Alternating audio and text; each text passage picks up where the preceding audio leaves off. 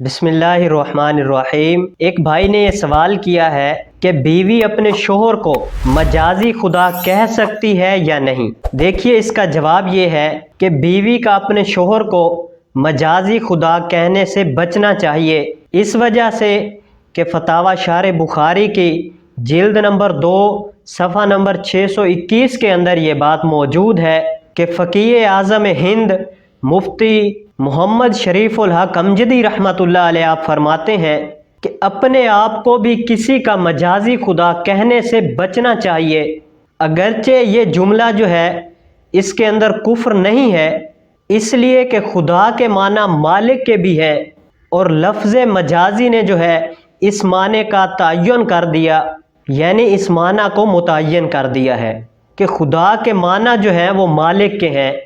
تو اس وجہ سے اگرچہ یہ جملہ کفریہ نہیں ہے، لیکن اس چیز سے بچنا چاہیے کہ مجازی خدا نہ کہا جائے۔